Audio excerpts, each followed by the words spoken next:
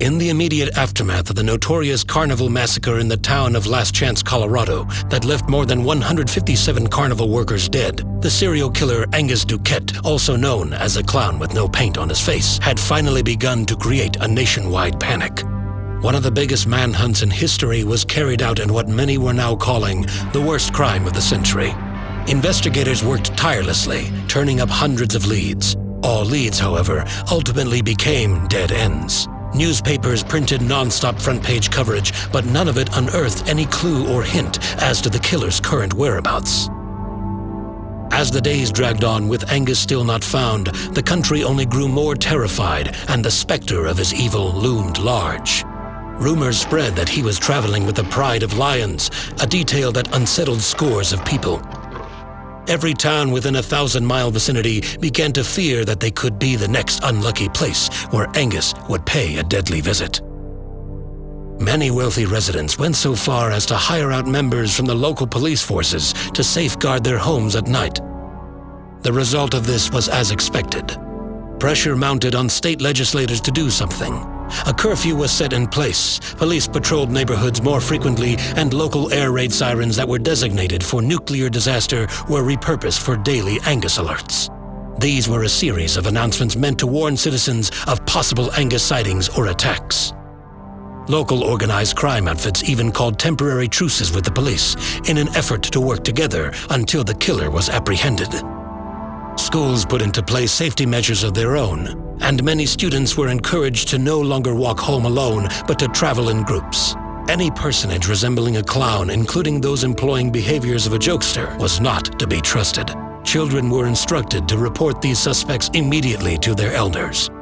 Teenagers going on dates were advised not to frequent any place that might have some element of silliness or carnivalesque attraction. Leaders did their best to put the public's mind at ease, but it was too late. A full-blown hysteria had indeed consumed the hearts and minds of these communities. There was but one other prime suspect early on, Herman Witherbee, the sole survivor of the Carnival Massacre. Having been born with an irregular skin condition, Herman traveled as one of the sideshow acts. On the night of the massacre, Herman was passed out in an empty rattlesnake basket, inebriated on poorly brewed moonshine. Ironically, that terrible moonshine spared him a brutal death. After awaking to discover that everyone he knew had been savagely murdered, Herman fled the scene in fear. He was apprehended hours later after attempting to appeal to a local woman of skittish demeanor for help. The police interrogated him for a grueling period of time before ultimately releasing him with minor vagrancy charges. Despite being cleared of any suspicion, Herman's appearance and sordid lifestyle was reviled by much of the puritanical masses. He became a scapegoat. Years later, Hollywood cinematic depictions of Angus Duquette would have been imbued with qualities more akin to Herman than the real Angus, further exacerbating this false and misleading lie. By the time history would look differently upon Herman, he would be long dead, buried in an unmarked grave in a potter's field. But perhaps the most disturbing outcome of the Carnival Massacre was the wave of copycat killings it precipitated. In the days that followed, homicides seemed to be happening everywhere. Many of these killings were inspired by Angus's roots and now mythic backstory as the sad clown that could not even become a proper clown. Copycats took his stripped-down iconography and embellished it in highly garish ways. Gerald the Top Hat and Samuel the Smiler were perhaps the best known of this pack, each destined to kill but a handful of people before their sloppiness would get the best of them.